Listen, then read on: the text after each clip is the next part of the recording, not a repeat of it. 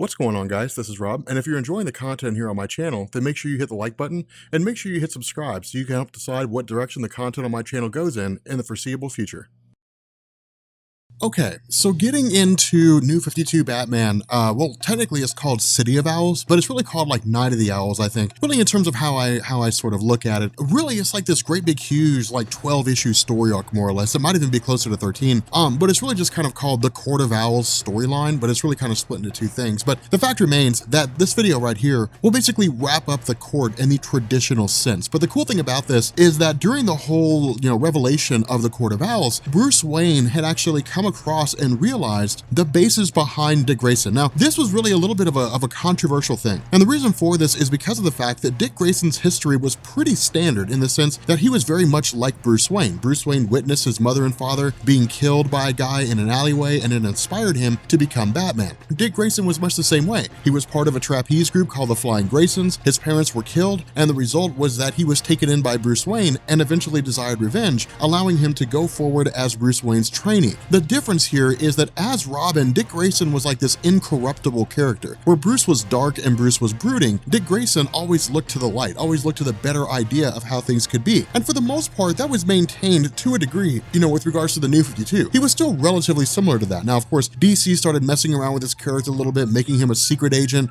bringing in agencies like Spiral and different things like that. And that received kind of a lukewarm reception. Some liked it, some hated it. But with the Nightwing tie-in to the Court of Owls event, what we ended up finding out was that where traditionally Haley's circus was just a circus, in actuality, they were functioning with a pact that went alongside the Court of Owls. And what would happen is Haley's circus would basically present some of their most outstanding, acrobats, or their outstanding trapeze, and those trapeze would be used by the Court of Owls for the purpose of eventually becoming the Talon. Now, what this did is it expanded on the Talon mythos, and it actually introduced a guy by the name of William Cobb. Now, of course, DC tried to expand on the role of the Talon. It didn't really catch on and nobody really cared that much. In truth, they just kind of viewed him as a henchman, and that was really about it. But the idea was that William Cobb was one of a long line of men who had played the role of the Talon. Just like the Court of Owls, the modern day, iteration of the Court of Owls was one of a long line of groups who have been part of the Court of Owls. And the idea here was that the court would basically poison the bloodstream of individuals with something called electrum, I believe it was. And what would essentially happen is it would permeate their cells, so that when the time came when that person died for whatever reason, whether it was old age, whether they were killed prematurely, whatever the case may be, the Court of Owls would take their body, they would basically bring them back to life with something called Dionysium, and then in turn, they would become a Talon. And that was the intention for Dick Grayson. That Dick Grayson was basically selected by the court to be their newest Talon once William Cobb served his purpose or was presumably dead, or whatever the case may be. And so what would happen is Dick Grayson would basically live out his life, in whatever means he ended up living it out in, and then maybe he'll die in a car wreck, or maybe he'll die of old age, or whatever the case may be. But when that happens, he would be brought in by the Court of Owls, and then they would basically make him into a Talon. And so he would go forward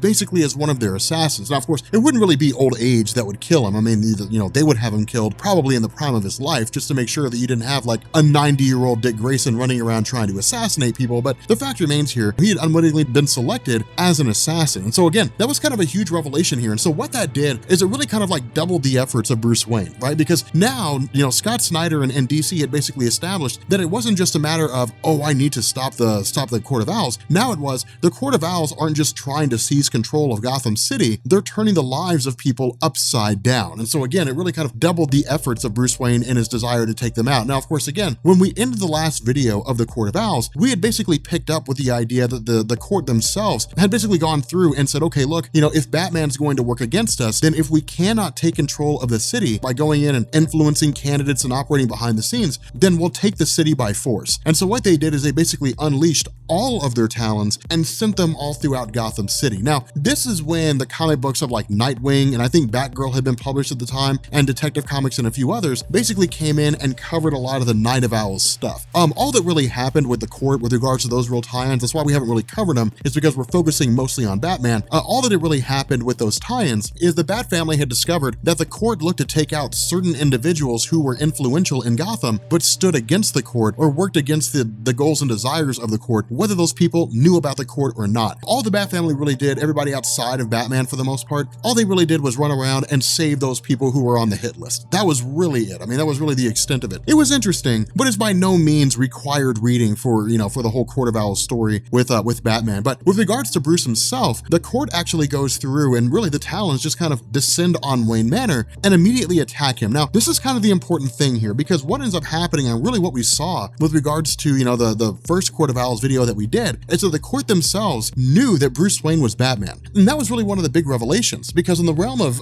DC, you know, the DC universe, one of the most closely guarded secrets is the identity of Batman, the identity of Superman, the identity of Wonder Woman. That's one of the most closely guarded things. They try not to let the world know about that, just because of the fact that if people knew that Clark Kent was Superman, then Lois Lane would be in jeopardy, and, you know, Perry would be in jeopardy, and so on and so forth, you know, Jimmy Olsen and so on. Bruce Wayne is the exact same way. If they knew that Bruce Wayne was Batman, you could just literally tear down everything that Bruce Wayne's built. You could launch a multitude of campaigns against him. Now, this one is a little more tangible, and it's really kind of Scott Snyder bringing in the other half of Batman's storytelling, and that's why it's so cool. Because historically speaking, whenever we read Batman stories, we expect to see a blend of detective work and then fighting. I mean, that's really one of the things we like to see, is Batman just beating people up. It's one of the coolest things about his storytelling, you know, how ruthless he can be sometimes, you know, push a person to the point where they genuinely believe they're gonna die, but of course we know Batman's not actually gonna kill him. With regards to this tidbit here, the Talons descending on Wayne Manor proper is really just for the purpose of taking out Bruce Wayne. So of course what he ends up doing is donning this massive, you know, Hellbat suit more or less, and just taking it to town on these Talons. I mean, really just kind of wrecking through every last one of them, because in truth, despite the fact that these guys are relatively undead, despite the fact that these guys, you know, are pretty formidable, in the end,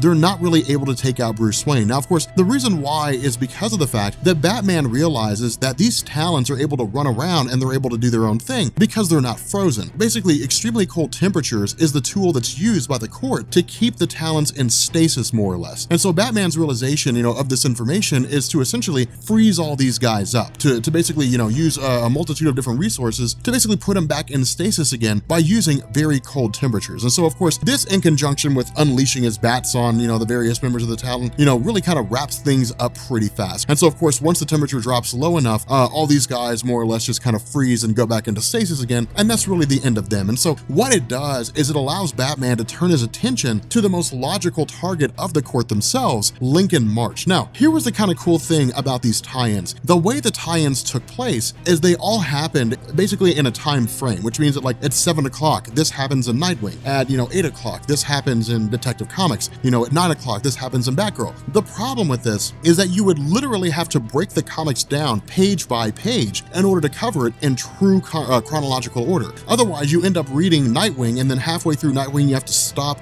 and then read Detective Comics, and then like a quarter of the way through Detective Comics, you have to stop and jump to Batgirl. Like, it gets really kind of weird the way it all comes together, and it really kind of threw things off. It was cool if you can assemble it that way. It makes it for a really, really interesting and cohesive story, but in terms of what we're trying to do here, it would confuse the hell out of you guys. So, so we're not going to do that. We're literally not going to do a play-by-play, like, and then we switch over to Nightwing at 7:32 p.m. Like, we're not going to do that. Instead, Batman, of course, travels to go see Lincoln March. Now, again, in the last video, we had covered this, and we had basically said that Lincoln shared an identity, shared an affinity for Batman in terms of how it is that they viewed Gotham City. And a lot of this revelation came at the top of Wayne Tower, you know, the building that was being constructed by Bruce Wayne that was basically going to be this beacon of hope for the city of Gotham and a beacon to the world, saying that Gotham is a desirable place to live. And it was a really cool exchange between the two of them, because Lincoln March had told this very interesting story to Bruce Wayne about how Lincoln's mother had died. And the last thing that he had of her possession was basically this misshapen, heart-shaped pendant. And it was kind of cool to see this, you know, this exchange between the two of them, because of the fact that it was a very human moment for both. It was basically both of them realizing that they had the same goals and they had the same ambitions at heart. The problem with this was that, as Lincoln March had explained, he was directly working against the Court of Owls because of the fact that the court had basically warned Lincoln, stray away from the path that you're on. Move away from this road that you're on because you're conflicting our interests, and we will kill you if you don't. And so again, because of this, with Lincoln March effectively on his deathbed, it's almost like he's trying to get revenge by passing the name of the members of the Court of Owls directly to Bruce Wayne himself. And so what we do is we transition to a group, basically a family that are called the Powers family. Now, this is really interesting because it's basically composed of Joseph and his wife Maria. And the reason why this is important is because it shows us that when when it comes to wealthy individuals, Bruce Wayne is not the only game in town. Now, for the most part, we always kind of figured that was the case, right? I mean, we always kind of figured that Bruce Wayne wasn't like the only rich guy in Gotham, but there wasn't a whole lot of expansion in terms of the really wealthy in Gotham as far as normal people go. We would see them from time to time, but more often than not, it would be like Two-Face has a ton of money and he's doing nefarious things. It would be like Penguin has a ton of money and he's running a criminal empire or something along those lines, and here's how he runs into Batman this time. That was really it. That was really the only confine there. When it came to Scott Snyder expanding on the Batman mythos, it wasn't just about creating a new group in Gotham City, or at least introducing a group in Gotham City that Batman didn't know about that had been operating for hundreds of years. It was bolstering that. It was basically grabbing other members of Gotham's elite and saying, what if some of Gotham's, wealthiest people out there were working against Gotham proper? And so again, it's kind of a cool scenario, because what it tells us is that where Batman operates from the shadows, bringing down criminals, there are individuals who operate from the shadows to conquer Gotham. And that was really what was going on with the Court of Owls. The Court of Owls wouldn't necessarily intervene by, sending an army into Gotham City like they did with Night of the Owls. Instead, they would influence politicians. They would pay off judges. They would do different things, either that or they would snatch them up and they would drag them to the labyrinth and say, you can spend the rest of your days in this place until you go crazy and basically, kill yourself, or you can do what we tell you to do. And the alternative is to basically just walk rank and file. That's exactly what they would do. So the Court of Owls functioned in a lot of different ways. But of course, with Bruce Wayne being given the names of these individuals by Lincoln March, this highlights a very important part of the story. What this seems to indicate from Scott Snyder is that Batman never would have realized who they were on their own. They were too well hidden.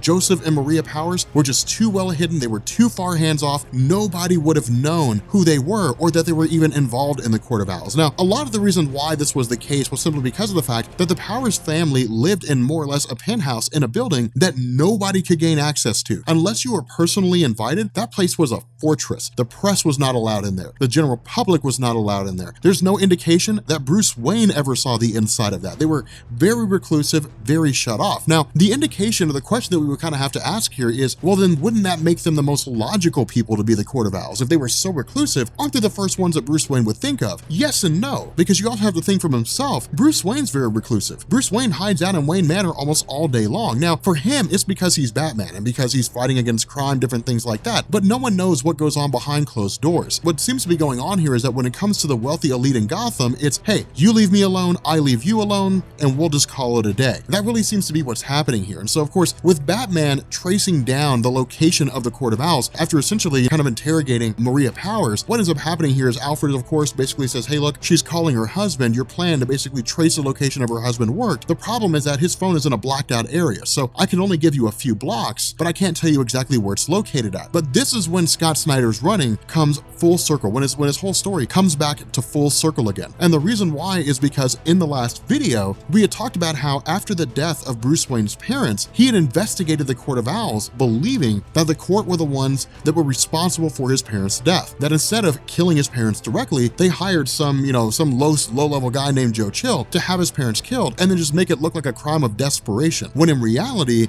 Bruce Wayne believed the Court of Owls were the ones who pulled it off. What this ends up telling us is that where Bruce Wayne originally went to Harbor House, believing the Court of Owls operated out of there and found nothing, the truth is that he was right. The entire time, he was right, where he doubted himself, where he said, no, I went there and I poked around, all the clues led to this place being the Court of Owls. I guess I was wrong. This is Scott Snyder saying, here's how smart Bruce Wayne is. He's always been this smart. He follows the clues, he listens to logic, he listens to reason, and all the clues and all the signs indicated that the Court of Owls operated out of Harbor House. Now, this is kind of cool because this is basically a scenario where it essentially seems like the Court of Owls themselves are not keeping their tracks as clean as they thought they would, or maybe they were relying on the intelligence of adults who would consider some things to be nonsensical and ignore them, when in reality, that nonsensical thing is an important clue to point to the location of the court themselves. Now, of course, when Bruce gets to the court proper, he basically finds that they're all dead. I mean, every last one of them have been dead. They essentially drank some kind of a substance and it ended up killing them all. Now, of course, this seems to be like a ritualistic suicide of sorts that they realize, or at least, as Alfred explains it to Bruce Wayne, that Batman had basically taken the city back.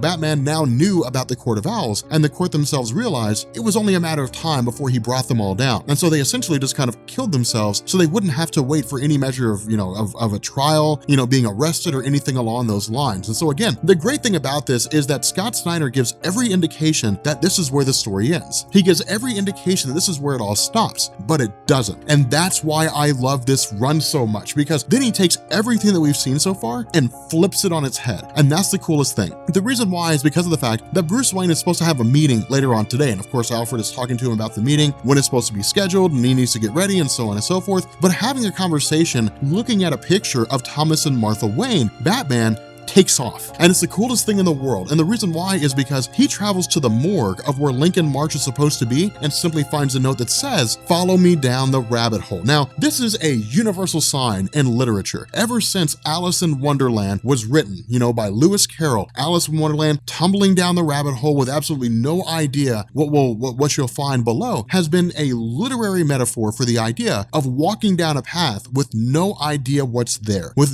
basically walking down a tunnel with a blindfold on. And it's really Scott Snyder saying that Batman's just following a trail of breadcrumbs with no idea what's at the other end. But what we end up doing is getting this little bit of an explanation about a place called the Willowwood Home for Children. Now, to be honest, this is creepy, and it's one of the creepiest things that I've seen so far. It's almost like Waverly Hills Sanatorium or whatever it is. If you never had a chance, look it up. It's this creepy place in Louisville, Kentucky. And a buddy of mine, we're actually going to spend the night there on Halloween one night, but we decided not to because we kind of figured that that's the place that you go to when you accidentally stumble into a portal that leads you to another dimension. That's basically hell. We're not even messing with that. Ghosts and monsters and stuff like that. Not at all. But this is actually, this is really kind of creepy here. And the reason why is because of the fact that what we're told is that the Woodford Home for Children was basically this place where kids with mental disorders were taken. But what we're shown here are like blood prints and different things like that. And as is explained to us, there was basically a sinkhole that swallowed up the orderlies' quarters. And what ended up happening here is that because of the fact that this place was so far removed from Gotham City proper, and because of the fact that nobody ever checked on any of the children here, that when somebody finally did come stumbling along, they basically found all the orderlies dead, and the kids just either starving to death, or dying of dehydration, walking around naked, absolutely disheveled, and living in their own filth and squalor. I mean, it's a really, really sad set of circumstances. But what this is designed to do is feed into the sad nature of Gotham City, in the sense that Gotham is looked at by a lot of people as a broken city. I mean, it's broken and it's beyond hope, beyond redemption, and should be allowed to die. Just the traditional, line, the whole plot that we saw from Batman Begins. Gotham City is a laboring beast, gasping for breath. Let the damn thing die. But of course, we know that Batman simply won't let that happen, and the idea is to always try to breathe new life into it. And so again, this really kind of hits home at the nature of all that. Now, of course, what we end up finding out is that Lincoln March, as he had basically, kind of taunted Batman to come to this location, begins talking to him about how, who he really is, what he's really about. And what we end up finding out here is that it was Lincoln March who basically led to the deaths of all the members of the Court of Owls. He had essentially poisoned all of their drinks while they were in their meeting. They all died. At the same time, Bruce Wayne basically recalls or, really kind of brings the reason up in terms of why he took off in the first place. And the reason why was because of the story that Lincoln March had given Bruce Wayne in the Wayne Tower, when Lincoln March had talked about how his mother had died and left him, this misshapen heart pendant and that kind of thing. And Bruce Wayne remembered that was the exact same pendant that Martha Wayne was wearing in that picture. And so the implication seemed to be here that Lincoln March was a false name, that he was basically grabbing little clues and hints from the life of Bruce Wayne and rolling them in to a cohesive story. Now, what Lincoln March does here is he basically presents the scenario that he himself is Bruce Wayne's brother. The reason being because of the fact that while he does have that misshapen heart pendant, those pendants are only given to people who are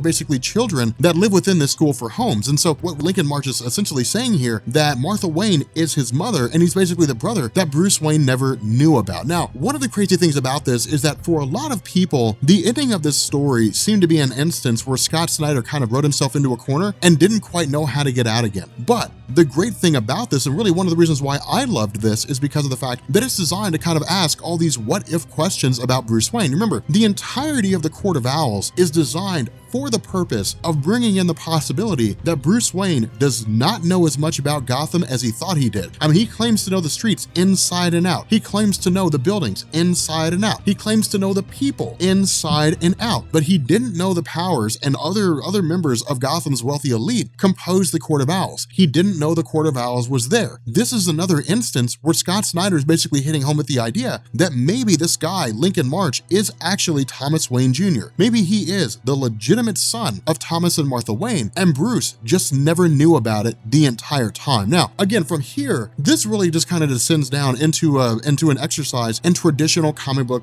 battling, in the sense that you basically just kind of have Bruce Wayne fighting against Thomas Wayne Jr., and that's really about it. Now, of course, the conflict leads directly to Wayne Tower proper, and the whole idea here of Lincoln March is to essentially, or I guess of Thomas Wayne, is to basically bring the tower down around Bruce. And the reason why is because this fits in to the entirety of the narrative as it's given to us by, Thomas Wayne. What he basically says here, or at least what both he says and what Bruce Wayne deduces, is that Thomas Wayne was presumably left within this, that home for children by the Waynes to keep him hidden away from the world. The result was that they had Bruce Wayne himself, and Bruce Wayne became the rightful heir of the Wayne family. While this was going on, because of the fact that Thomas was basically abandoned and left behind, he was adopted by the Court of Owls and then brought in and raised by the court. And so the idea was that he basically showed up as Gotham City's savior, when in reality, he was just a puppet of the Court of Owls. And so what ended up happening here is that when he was presumably killed by one of the talons, when Bruce Wayne stumbled in and Thomas Wayne, operating as Lincoln March, gave Bruce Wayne the names of the members of the court, in truth, he had actually ingested this very serum that the talons use in order to keep them alive, and then more or less kind of resurrected himself, so to speak. And so the idea here was that if he was going to basically replace Bruce Wayne, he was going to kill off Bruce Wayne and carry on the memory of Bruce by operating as the city's mayor, or one of his most contributing members, then he's going to do exactly that by killing Bruce Wayne and then effectively taking his place. Oh, Bruce Wayne